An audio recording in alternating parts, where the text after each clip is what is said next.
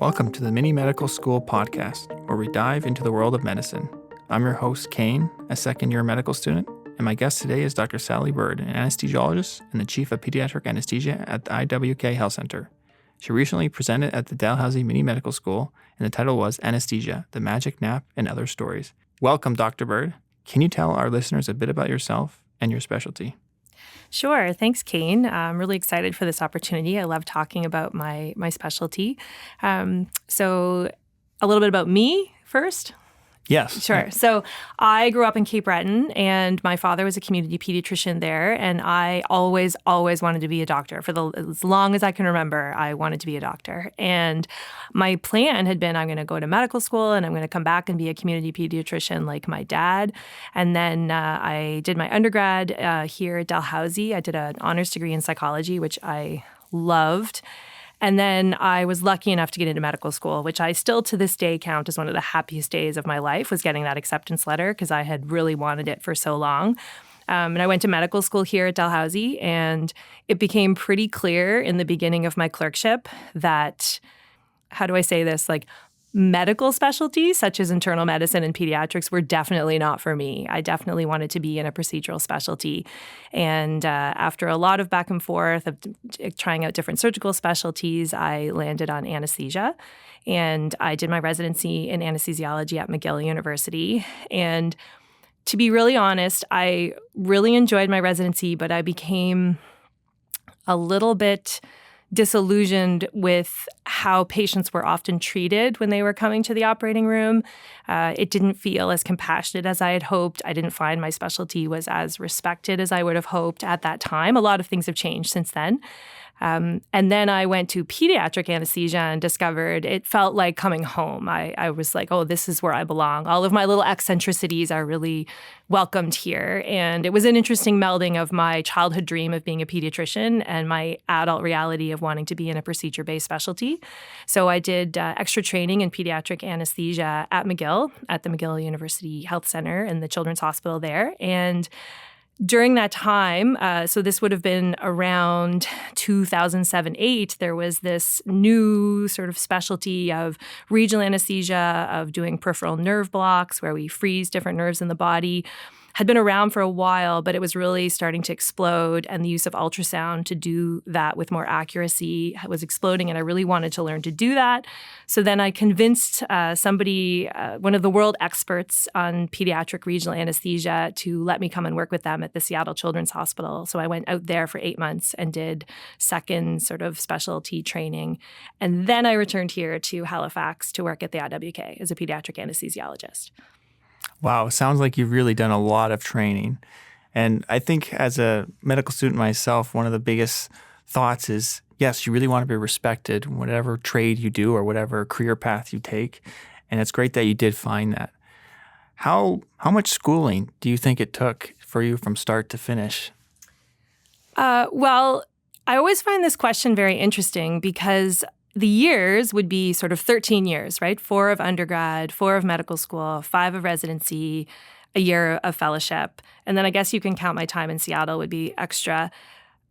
But it sounds very long, but it was so much what I wanted to do and what I wanted to be doing that it didn't feel long. So medical school was what I wanted to be doing. I didn't think about what I could be doing if I wasn't in school. And then residency is not really school. You're an apprentice at that time. You're doing what you, for me at least, what I'd always dreamed of doing and learning. And when I look back and I think, oh, my whole 20s were spent doing that while my friends were working and making money and not being in school and having their weekends free. I think about that now, but at the time, that never occurred to me. It was just the path I wanted to be on. Wow, that sounds really exciting. And when you think about the pressure that comes with the job, how did it feel the first time you performed your first procedure, and whether it be your first year in residency or second year? What did it feel like? It's an interesting question. I have some core memories of different procedures and the feelings I had around them.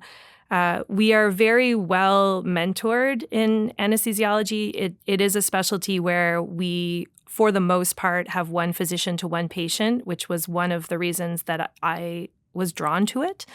And so because of that, we we have a lot of access to staff. We're very rarely left to our own devices. And so I generally felt very supported when I was doing my first procedure, so to speak. There wasn't that you often hear of the do one, see one, teach one, and I didn't really find that to be the case. I do remember, it's actually a really wonderful memory of being on call at the Halifax Infirmary when I was a clerk, and my very first clerkship rotation as a third-year medical student was in cardiac surgery, which was very intimidating, but there was a very kind anesthesiology resident who was on call with me in the CV ICU, the ICU for the cardiac surgery patients. And they taught me how to do my very first arterial line, which is a little monitor that we put in the artery of your wrist so we can take blood samples and monitor the blood pressure. And I remember the feeling of, him explaining how to do this and then coaching me through it and then seeing the arterial blood shoot up into the tubing the way it was supposed to. And I mean, you can see my face, I'm smiling telling you this story because I was like, wow, this is amazing.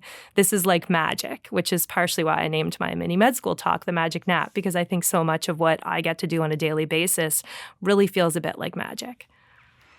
To me, that sounds very stressful, and I have a lot of respect for people that can handle that pressure.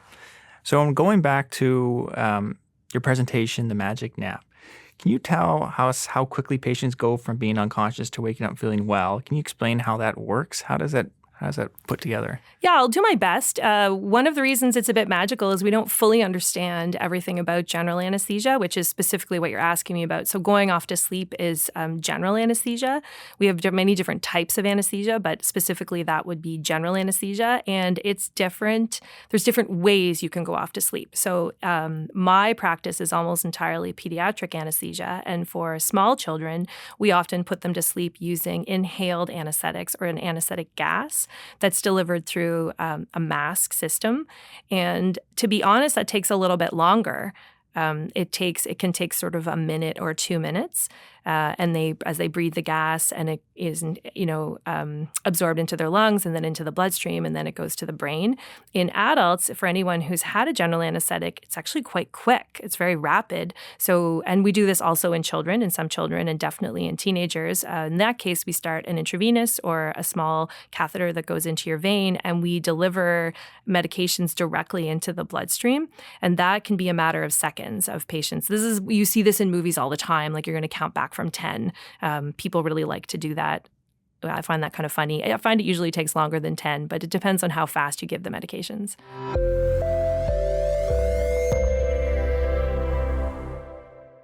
So whenever you're giving anesthesia, do you ever think about how consciousness or how the boundaries of that are affected? So I saw that question in your email today, and I was like, "Well, that's a very interesting question." And what came to mind, to be honest, is my husband is a psychiatrist, and he also did an undergraduate in psychology and neuroscience, and he's very, very interested in consciousness. This is like a hot topic in our household, and we have never talked about this. So when you asked that question, I was like, "Oh, what does it tell us about consciousness?" And I think I'm going to give a bit of a disappointing answer. I don't actually think it tells us a whole lot about consciousness because it's very artificial what we're doing. The medications that we're giving, they do their job. They kind of shut the brain down. I guess we see as people are going off to sleep and as they're waking up, maybe we see a little bit, obviously it's altered consciousness. And when we do sedation, so in children, we use a lot of medications like dissociative anesthetics, like ketamine, which people hear of as a street drug, but that's a very safe and wonderful drug that we use on a pretty regular basis. And we do see altered states of consciousness, but I don't really think of it. I don't think it tells us very much because we're manipulating consciousness with our medications. I'm not sure that's a satisfying answer. No, it's definitely very interesting, and I appreciate it because it's a very tough question, and I'm sure it's hotly debated as you suggested there. When thinking about ketamine, what are the main side effects that you worry about? Of ketamine specifically or of general anesthesia? In general as well. So I can tell you that we have sort of standard sets of risks that we will say to patients, and then for every patient, there will be a specific set of risks. And before I answer that question more specifically, I'll explain a little bit more in that I think this is the hallmark of my specialty, is to be a risk-benefit analyst and to figure out for you specifically and your health state and your state today, having the surgery that's proposed, what are the specific risks to you? So I can say, for example, that anyone who's going to have a breathing tube placed down their throat, there's a risk of chipping or damaging a tooth. There's a risk of causing them to have some wheezing, especially if they have a history of asthma. There's a risk of having a sore throat. That's not really an adverse event. It happens in about 20% of people having a sore, dry throat for a day or two. Those are for everyone. And then there's specific risks. So if you are coming and we know that you have recently had a cold, because that's something that is common in the winter in pediatrics, for example, we know that your risks of having respiratory problems after an anesthetic are much higher because that breathing tube can really stimulate all the stuff that's happening in your lungs and make it much, much worse. So we're going to talk about that ahead of time. For adults, depending on the procedure and their other healthcare problems, we're worried about things like having something like a heart attack or a stroke. It's a very low risk, but in certain patients that can be higher. Those are kind of the main ones for generally, if we're talking about regional anesthesia and doing like specific nerve blocks, we worry about things like actually affecting the nerve itself, which all of these risks are very low. So I always feel nervous talking about them because I don't want anyone to think that people don't have to be scared. In general, anesthesiology is extremely safe now. One side effect specifically that I've heard about that patients are often worried about is cognitive effects. Mm-hmm. Is there any long-lasting issues, whether it be in the elderly or in the pediatric population? Yeah, this is a really interesting topic, and it's been a really hot topic in pediatrics, especially for my whole career, really for about the last 15 years. And there's entire collaborative research organizations that are dedicated to researching this. One of the most well-known and probably most robust is called SMART TOTS, run out of the Society for Pediatric Anesthesia in the U.S. And we do worry about this because all of the medications we use affect the brain. Unless we're talking about local anesthetic. Everything affects the brain. And so what are those effects? And it appeared initially that, probably having general anesthesia as a baby a bunch of times maybe had some long-term cognitive effects. But if you know anything about research, you know that there's always complicating factors in trying to figure it out. And so the question in this case you'd have to ask is, well, why did that baby need to have a whole bunch of general anesthetics as a baby? Like, that's not the usual case. So they must have had something wrong with them. They must have been sick. And so once we started to do more longitudinal studies looking at that, it's become very clear that for children, pediatric patients coming for one anesthetic of a relatively short duration of a few hours or less, that there appears to be no long-term cognitive effects. And we can say that quite confidently. Like, I feel very confident saying that to my patients. Having said that, if something can wait until a baby is older, if it's truly an elective procedure that doesn't need to be done when they're 1, I don't see the harm in waiting until they're 4 or 5 when we know that their brains are just a little bit more developed. Why take that risk? In the adult world, I'm less versed on the research for the cognitive effects of anesthesia on the adult brain.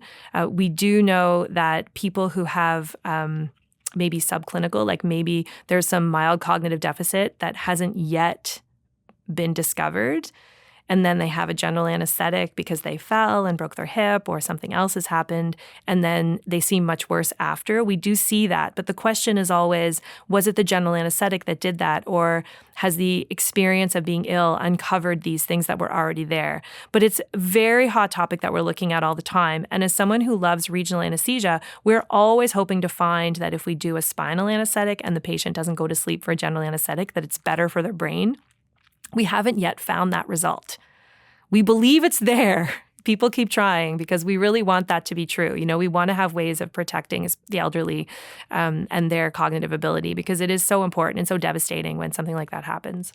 Yeah, there's so many interesting points there. And it's something with medicine, and it always hurts to hear, is that there's always confounding factors when it comes to studies. So it's not a clear answer often. Yeah, it's really hard to get clear answers in clinical research. Yeah, absolutely. So what do you think the future holds for your specialty? Is there anything that you look forward to seeing being implemented or changing? So One of the most exciting things about my specialty is there's always new things happening. There's always new technology, new medications. There's a couple of significant medications coming down the pipeline right now. We use a lot of combinations of drugs, of a very potent opiate that's very, very short acting. We use a lot called remifentanil for short procedures.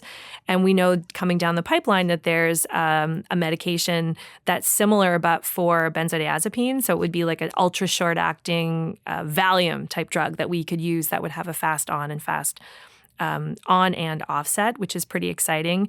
The use of ultrasound has just exploded in the last number of years, and we're using that not just to look at your nerves, but also to be looking at people's stomachs to see is there food in there, which which hopefully would result in less people being canceled for not eating.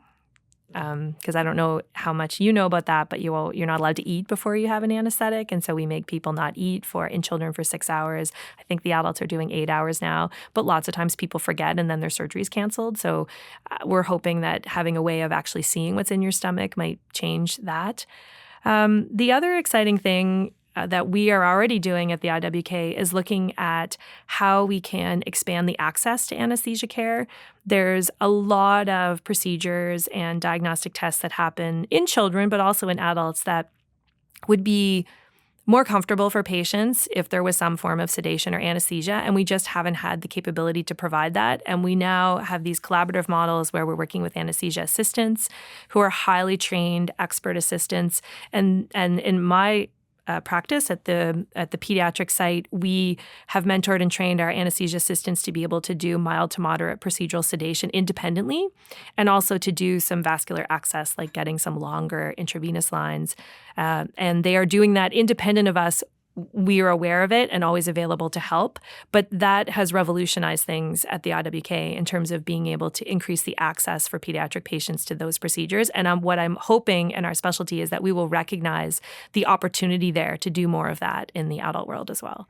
Well, it looks like there's a lot of exciting things happening. I just want to go back to one of the points you talked about why patients are not able to eat before a surgery, because that's quite often it's a concern for patients. They get hungry, but why are we worried about them not eating? So thank you for asking that question. One of the reasons I agreed to do the mini med school was I wanted to sort of have an opportunity to explain some of these things to people.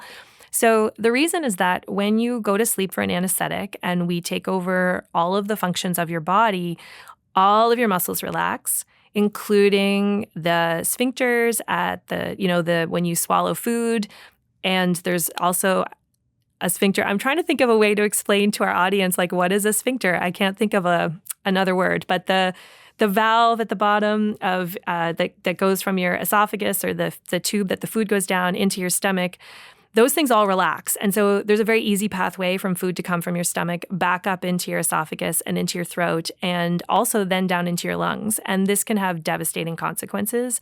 That's called aspiration. And in the adult world, the mortality of an aspiration under anesthesia is actually very high. It's one of the worst things that can happen during an elective case. And so to minimize that risk, we ask patients not to eat. Now, this has changed hugely since I've been in the specialty. When I started my residency in 2001, patients had to fast from midnight, and they had to fast from midnight for everything, food, water, whether their surgery was at 8 a.m. or whether their surgery was at 4 p.m. So that was a long time without food and water, which isn't good for patients who are about to have surgery and then have to heal from surgery. So over the years, a lot of research has been done, like what's safe. And now for pediatric patients, we have very liberal guidelines. So they can have solid food 6 hours before their procedure, and they can have clear fluid like apple juice or a clear Gatorade up to 1 hour before surgery. But the reason is to minimize risk of aspiration. And one of the clear fluids was coffee. Yeah, you're allowed to have coffee, but you can't have any cream or milk, because that has fat in it. And we know that fat doesn't. These seem so silly, right? People are always like, this is crazy. But you can have coffee or tea. You can put sugar in it because sugar will dissolve. And I actually recommend people to have a little bit of some sugar in the morning of their surgery. But you can't have the cream or the milk. Oh, thank you for your answer there. So I just want to go back to the first answer you gave, talking about your path. But what advice would you give to a student interested in pursuing a career of medicine? Well, I'm a big fan of my career, so I'm always trying to recruit people into medicine. And I feel really sad when I hear people say that they wouldn't want their child to do medicine. I mean, healthcare is really challenging right now, but so are a lot of other jobs. And in my job, every day, even on like the worst day, I still feel like I did one good thing. And I work with wonderful people and a wonderful team. So my advice to students wanting to do medicine is to just talk to people and to explore. The other piece of advice that I give is please do not pick an undergraduate degree that you think will get you into medical school. Don't do that. Pick something that you love and you're passionate about because you will do better in it. You'll get better grades. And then if you don't get into medical school, at least you didn't spend 4 years studying biochemistry, which you hate because you thought it would get you into medical school. That's unfortunately what I did for my undergraduate degree. Did you enjoy your undergraduate degree? It was tough. Yeah. Like I do think a lot of people do that. I think they have to do this degree that they're not interested in just to get in. And what I would say, you don't have to do that. Like pick something. When I picked psychology, everybody's like, well, you'll never get into medical school with that. And I'm like, well, why not? Like I love this degree. And I can honestly tell you, I use things from that degree on a daily basis in my job. Yeah, I really like that. Do what you love and continue with that. Mm-hmm. Well, thank you, Dr. Bird, for your insightful discussion. And for the audience, thank you for joining us and see you on the next one.